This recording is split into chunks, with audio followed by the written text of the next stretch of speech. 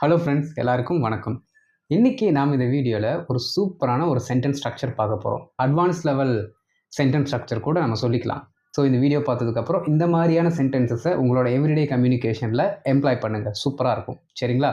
And வீடியோக்குள்ளே போகிறதுக்கு முன்னாடி இதான் ஃபஸ்ட் டைம் நம்ம சேனலுக்கு வந்திருக்கீங்கன்னா மறக்காமல் சப்ஸ்கிரைப் பண்ணிட்டு பெல் பட்டனை கிளிக் பண்ணி வச்சுக்கோங்க. அப்போ தான் நான் போடுற வீடியோஸ் உங்களை சரியான நேரத்தில் வந்து அடையும். அதை விட ரொம்ப முக்கியம், from start to finish skip பண்ணாமல் பாருங்கள். ஓகே, வீடியோக்குள்ளே போயிடலாம்.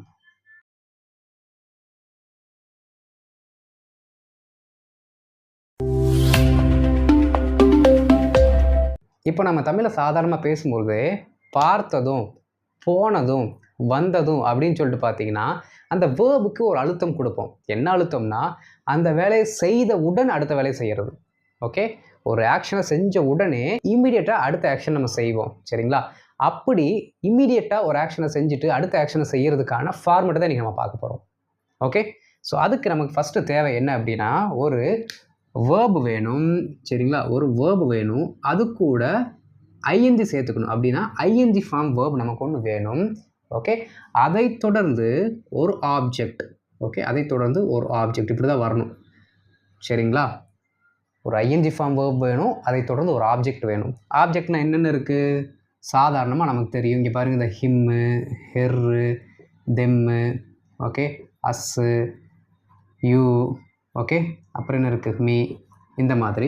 இல்லையா, நேம்ஸை சொல்லிக்கலாம். ஓகே, நேமிங் வேர்ட்ஸை சொல்லலாம். அடுத்து பொருட்களை சொல்லிக்கலாம். ஓகே, பொருட்களை என்ன சொல்லலாம் அப்படின்னா ஆக்சிடெண்ட்டு. ஓகே, இது பொருள் கிடையாது, ஒரு சம்பவம். ஆனால் இது என்னதான், விபத்து அப்படிங்கிறது ஒரு பெயர் சொல்லு தான். ஓகே, ஒரு பொருட்களையோ இல்லாட்டி ஒரு பெயர் சொல்லையோ நம்ம சொல்லிக்கலாம். அது நமக்கு தேவைப்படுது. இதுக்கப்புறம் வேர்ப் ப்ளஸ் ஐஎன்ஜிக்கு அப்புறம் ஒரு ஆப்ஜெக்டாக தேவைப்படுது. சரிங்களா? இப்படி மட்டும் போட்டுட்டா அர்த்தம் வந்துருமான்னு கேட்டால் வராது. Okay, so verb plus ING plus ஆப்ஜெக்ட்டுக்கு முன்னாடி நாம் என்ன போடணும் அப்படின்னா அப்பான் அப்படிங்கிற வார்த்தையை சேர்க்குறோம். இதுதான் நம்மளோட new sentence structure, sentence pattern. Okay, upon, ஒரு வேர்ப் ப்ளஸ் ஐஎன்ஜி, அதுக்கப்புறம் ஒரு ஆப்ஜெக்ட். ஓகேங்களா? ஒரு சிலர் என்ன பண்ணுவாங்கன்னா அப்பானுக்கு பதில் ஆணும் சொல்லுவாங்க. கரெக்டு தான், ரெண்டுமே கரெக்டு தான். Okay, on verb plus ING ஒரு object correct, upon verb plus ING plus object correct. ஆனால் அப்பான் அப்படிங்கிறது ரொம்ப ஃபார்மல். நீங்கள் எல்லா இடத்துலையும் யூஸ் பண்ணிக்கலாம். ஸ்டேஜாக இருக்கட்டும், கிரவுண்டாக இருக்கட்டும், ஸ்ட்ரீட்டாக இருக்கட்டும், ஆஃபீஸாக இருக்கட்டும், எல்லா இடத்துக்கும் இந்த அப்பான் அப்படிங்கிற வார்த்தை சூட்டபிள், மோர் ஃபார்மல். ஓகே, ரிட்டனுக்கும் யூஸ் ஆகும். சரிங்களா? ரைட். ஆன் பார்த்தீங்க அப்படின்னா அந்தளவு ஃபார்மல் கிடையாது. அந்த ஒன்று தான் அவங்க ரெண்டு பேர்த்துக்கு இருக்க டிஃப்ரெண்ட்டை தவிர மற்றபடி எந்த வித்தியாசமும் கிடையாது. மீனிங் ஒரே மீனிங் தான். சரிங்களா? ஸோ அப்போ இந்த ஸ்ட்ரக்சர் எழுதிட்டு உடனே என்ன பண்ணணும் அப்படின்னா நாம் ஒரு முழு சென்டென்ஸை பின்னாடி சேர்க்கணும். அப்போ தான் நமக்கு ஃபுல் மீனிங் கிடைக்கும். ஓகே, ஏன் அப்படின்னா இப்போ நம்ம இங்கே போட்டோம் அப்படின்னா பார்த்த உடன் அப்படின்னு தான் நம்ம மீனிங் எடுக்க போகிறோம். சரிங்களா? பார்த்த உடன். அப்போ பார்த்த உடன் மட்டும் சொன்னோம் அப்படின்னா ஒரு ஃபுல் சென்டென்ஸ் வருதா? பார்த்தவுடன், எதை பார்த்தவுடன், என்ன பண்ண பார்த்தவுடன் அப்படின்னுங்கிற ஒரு கேள்வி எழும்புது பார்த்தீங்களா? அப்போ அதை ஃபில் பண்ணணும் அப்படின்னா, அதற்கு ஆன்சர் கொடுக்கணும் அப்படின்னா நமக்கு பின்னாடி ஒரு முழு வாக்கியம் தேவைப்படும். ஓகே, ஸோ ஃபஸ்ட்டு இந்த ரூட்டு, அதுக்கப்புறம் முழு வாக்கியம் இப்படி எழுதிட்டிங்கன்னா அந்த சென்ஸ் கன்வே ஆயிரும். ஓகேங்களா? ஃபார் எக்ஸாம்பிள் இங்கே பாருங்களேன், பார்த்த உடன்னு சொல்கிறோம். ஓகே, என்னது? பார்த்த உடன் அப்படின்னு நம்ம சொல்கிறோம். சரிங்களா? இதை பார்த்த உடனும் சொல்லுவோம், இல்லாட்டி பார்த்ததும்னு சொல்லுவோம். ரெண்டும் கரெக்டு தான். அப்போ பார்த்ததும் அப்படின்னு நம்ம சொல்லும்போது என்ன அப்படின்னா அப்பான் சீயிங், அவ்வளோதான். அப்பான் சீயிங் அப்படின்னா பார்த்ததும்னு அர்த்தம். அப்போ யாரை பார்த்ததும்? இப்போ நம்ம இங்கே ஏதாவது ஆட் பண்ணணும். அவனை பார்த்தவுடன், இப்போ இங்கே அவனைன்னு போடுறோன்னு வச்சுக்கோங்களேன். அவனை பார்த்தவுடன் அப்படின்னா அப்பான் சீயிங், அவனைன்னு என்ன? ஹிம், ஒரு ஆப்ஜெக்ட் வந்துருச்சா பாருங்கள், அப்பான் சீயிங் ஹிம், அவ்வளோதான். கமா, அப்பான் சீயிங் ஹிம், அவனை பார்த்தவுடன். அப்பான் சீயிங் த காப், காவலாளியை பார்த்தவுடன். அப்பான் சீயிங் மை டீச்சர், ஆசிரியரை பார்த்தவுடன். அப்பான் விட்னஸிங் த ஆக்சிடெண்ட், ஆக்சிடெண்ட்டை விட்னஸ் பண்ணுறது. ஓகே, அப்பான் விட்னஸிங் த ஆக்சிடெண்ட், விபத்தை பார்த்தவுடன். புரியுதுங்களா? ஸோ இந்த மாதிரி ஒரு சென்டென்ஸ் ஸ்ட்ரக்சர் எடுத்துகிட்டு வந்தீங்கன்னா இந்த வார்த்தையை சொல்லிடலாம். எக்ஸாம்பிள்ஸ் பார்ப்போம், அப்போ தான் நமக்கு ஒரு கிளியர் அண்டர்ஸ்டாண்டிங் கிடைக்கும்.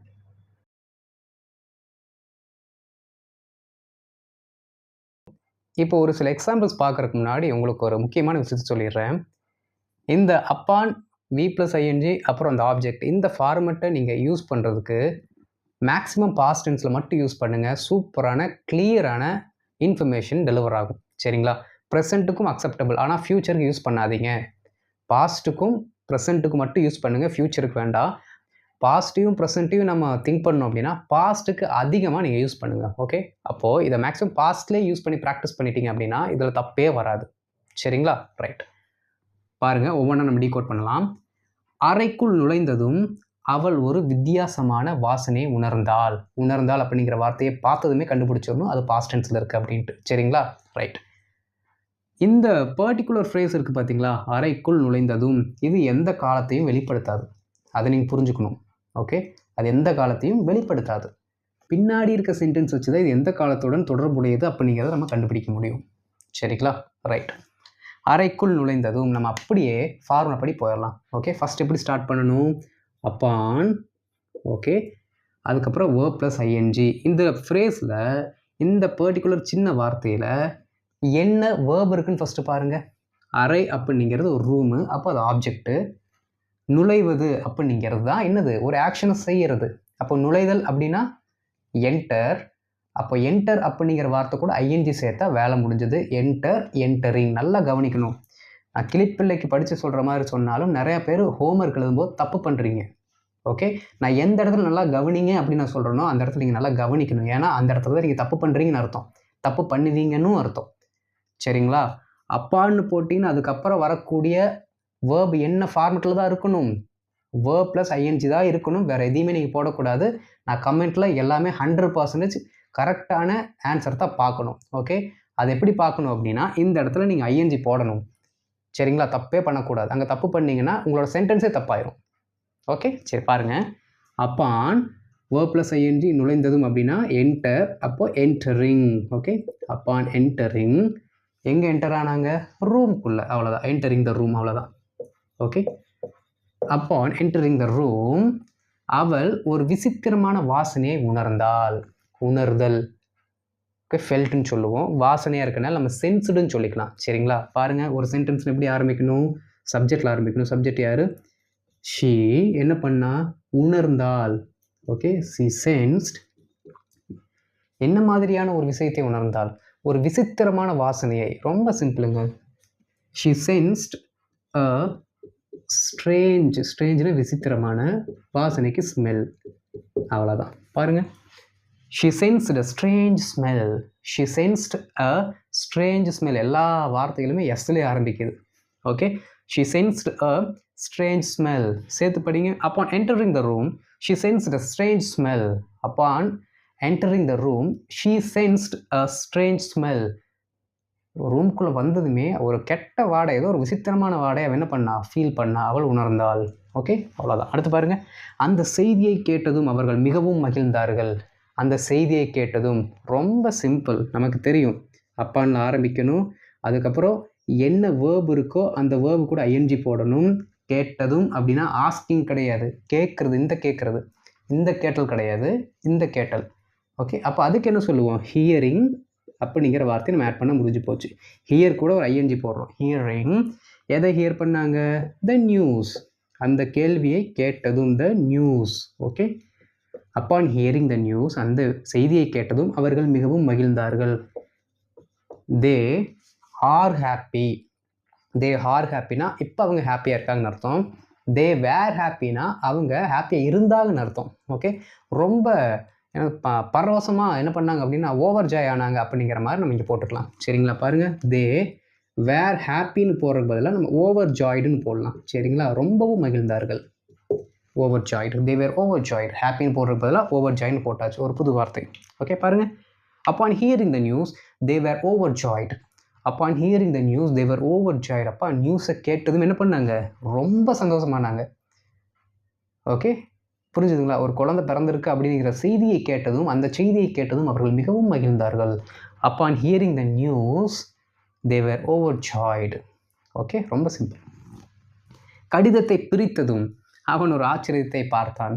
கடிதத்தை பிரித்ததும், ரொம்ப சிம்பிள். எப்படி ஸ்டார்ட் பண்ணணும்? அப்பான், ஓகே, என்ன ஆக்ஷனை செஞ்சார்? பிரித்தார். பிரித்தலுக்கு open, open plus ING, opening போட்டுடலாங்களா? பாருங்கள், அப்பான் ஓப்பனிங் போட்டாச்சு. போட்டதும் என்ன வரணும்? ஒரு ஆப்ஜெக்ட் வரணும். என்ன ஆப்ஜெக்ட் இருக்குது நமக்கு? கடிதம். இப்போ கடிதத்துக்கு லெட்டர், அப்போ the letter. Okay, the letter. பாருங்க, upon opening the letter அவன் ஒரு ஆச்சரியத்தை பார்த்தான். அவன் பார்த்தான், he saw, அதை சும்மா நம்ம சொல்லுவோம். ஒரு ஆச்சரியத்தை, ஒரு முக்கியமான விஷயத்தை பார்க்குற அப்படின்னா he find அப்படின்னு சொல்லுங்க. சரிங்களா? அப்போ he find, ஆனால் பார்த்தான் தான் இருக்கு. அப்போ ஃபைண்டோட past tense. he finds, he found. Okay, ரொம்ப சிம்பிள். he found, எதை பார்த்தான்? ஒரு ஆச்சரியத்தை. சப்ஜெக்ட் வந்துருச்சு, வேர்பு வந்துருச்சு, அதுக்கப்புறம் ஒரு object. Okay, he found a surprise. அவ்வளோ, he found a surprise. பாருங்க, upon opening a letter he found a surprise. Upon opening the letter he found a surprise. Okay, இப்போ என்ன பண்ணலான்னா, பார்சலை பிரித்ததும் அவன் ஒரு பரிசை கண்டான். எப்படி சொல்லலாம்? பார்சலை பிரித்ததும் அவன் ஒரு பரிசை கண்டான். எப்படி சொல்லலாம்? பார்சலை பிரித்ததும் பரிசை கண்டான். அப்பான் ஓப்பனிங் த பார்சல், ரொம்ப simple. Upon opening the parcel he found a gift. he found a gift. ரொம்ப ரொம்ப சிம்பிள். வார்த்தைகளை மாத்திரம் புது சென்டென்ஸை மேக் பண்ணிட்டு போயிட்டே இருக்கிறோம், யாருக்கும் நிற்காம. சரிங்களா? பாருங்க, சாற்றை சுவைத்ததும் சூப். சரிங்களா? சாற்றை சுவைத்ததும் அவர்கள் ஒரு சிட்டிகை அளவு உப்பு சேர்த்தனர். பார்க்குறத கொஞ்சம் கஷ்டமாக இருக்கிற மாதிரி இருக்கும். ரொம்ப ரொம்ப சிம்பிள். ஃபஸ்ட் இதை டீகோட் பண்ணிடலாங்களா? அப்பான் சாற்றை சுவைத்ததும், ஓகே, சுவைக்கிறதுக்கு என்ன? டேஸ்டிங்.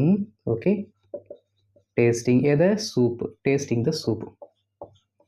ஓகே, இந்த சூப்பை அப்பான் டேஸ்டிங் த சூப், சாற்றை சுவைத்ததும் அவர்கள் ஒரு சிட்டிகை அளவு உப்பு சேர்த்தனர். ரொம்ப சிம்பிள். அவர்கள், தே, அவர்கள் செய்த வினை. ஃபஸ்ட்டு சப்ஜெக்டுக்கு அப்புறம் வினை வரணும். அப்போ தே சேர்த்தல், ஆடட். ஓகே, தே ஆடட், என்ன சேர்த்தாங்க? ஒரு சிட்டிகை அளவு உப்பு. அ பிஞ்ச் ஆஃப் சால்ட், அவ்வளோதான். A pinch of salt. They added a pinch of salt, அவ்வளோதான். Upon tasting the soup, upon tasting the soup, they added a pinch of salt. They added a pinch of salt. ரொம்ப ரொம்ப easy. எல்லா சென்டென்சஸும் பாருங்கள், உங்களுக்கு தெரிஞ்ச sentences தான். பின்னாடி வர எல்லா சென்டென்சஸுமே உங்களுக்கு பரிச்சயமான வாக்கியங்கள். முன்னாடி மட்டும் இந்த ஒரு ஃபார்மெட்டை போடுறோம், முழு சென்டென்ஸோட முகத்தையே மாற்றுறோம். ஓகே, இன்னும் கொஞ்சம் சென்டென்சஸ் பார்ப்போம்.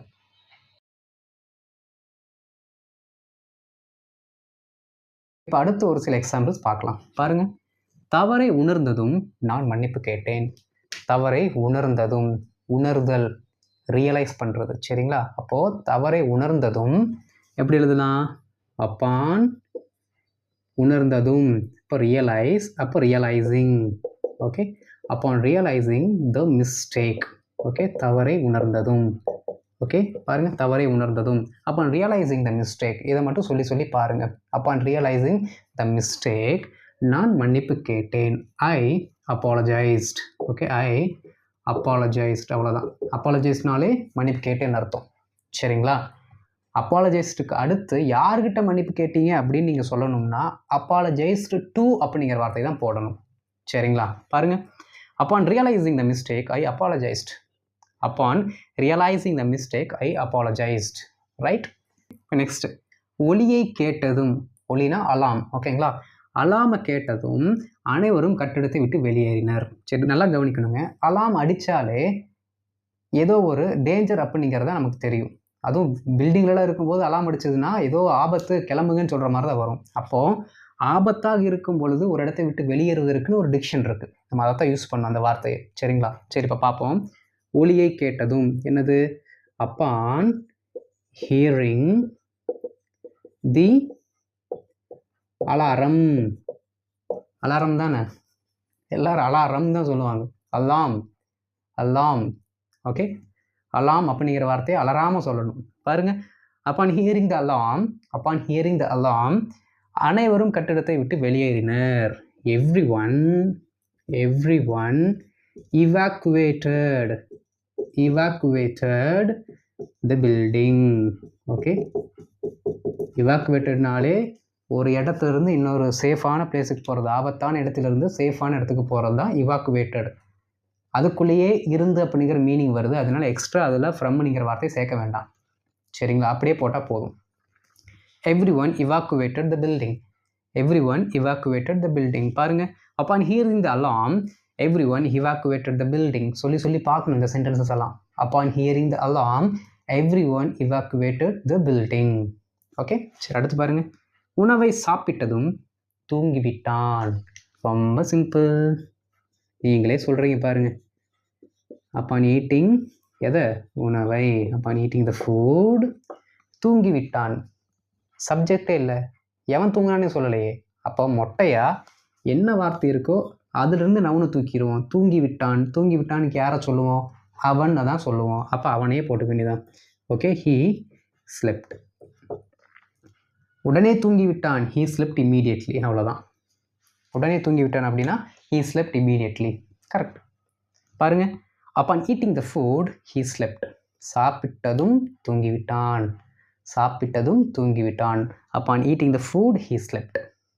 அடுத்து பாருங்க, என்னை பார்த்ததும் ஸ்நாக்ஸ்ன்னு போட்டனா, ஸ்நாக்ஸை மறைத்து வைத்தான்.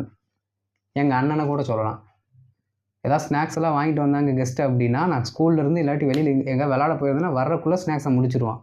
இருந்ததுக்கான தடையுமே தெரியாது, என்ன பண்ணுறான்னு தெரியாது, தடையுமே இல்லாமல் என்ன பண்ணிடுவான் அப்படின்னா முடிச்சிடுவான்.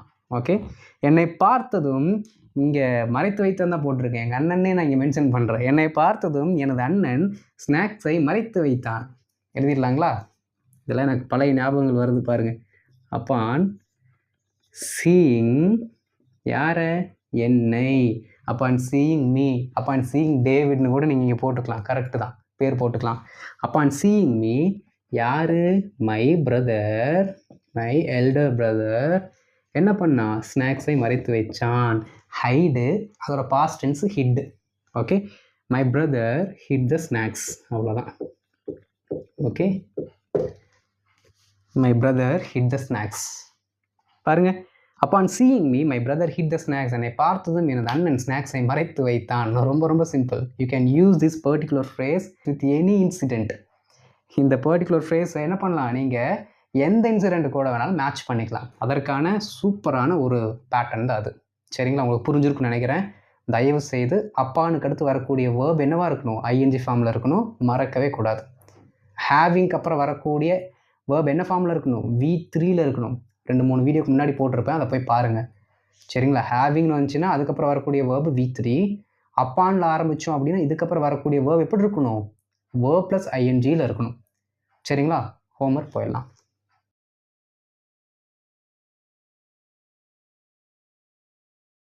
இப்போ ஹோம்ஒர்க் பாருங்கள். விலையை கேட்டதும் அதை அவன் வாங்கவில்லை. இது கொஞ்சம் நெகட்டிவில் இருக்குது. சரிங்களா? அவன் வாங்கினான்னா அதை சிம்பிளாக சொல்லிடுவோம். அவன் அதை வாங்கவில்லைன்னா நெகட்டிவில் எழுதிருங்க, நாட்டு போட்டு எழுதுங்க. ஓகே, உறவினர்கள் வந்ததும் எனது தங்கை வரவேற்றாள். மதிப்பெண்களை பார்த்ததும் எனது அப்பா 500 ரூபாய் எனக்கு கொடுத்தார். இந்த வீடியோவை பார்த்ததும் நான் சப்ஸ்கிரைப் செய்து விட்டேன். ஓகே, இதற்கான ஆன்சர்ஸை கமெண்ட்டில் போட்டுருங்க, நான் பார்த்துட்டு உங்களுக்கு ஆன்சர் பண்ணுறேன். ஓகே, அண்ட் இந்த வீடியோ உங்களுக்கு பிடிச்சிருந்துச்சுன்னா லைக் பண்ணிக்கோங்க, தெரிஞ்சவங்களுக்கு ஷேர் பண்ணுங்கள், மற்றவங்களும் தெரிஞ்சுக்கட்டும். ஓகே, அண்ட் இதுதான் நம்ம சேனலுக்கு நீங்கள் ஃபஸ்ட் டைம் வந்திருக்கீங்கன்னா மறக்காமல் சப்ஸ்கிரைப் பட்டனை அழுத்திட்டு பெல் பட்டனை கிளிக் பண்ணி வச்சுருங்க. அப்போ தான் நான் போடுற வீடியோஸ் உங்களை வந்து சேரும். ஓகே, அடுத்த வீடியோஸில் பார்க்கலாம். அது வரைக்கும் நல்லா ப்ராக்டிஸ் பண்ணுங்கள். Okay, thank you.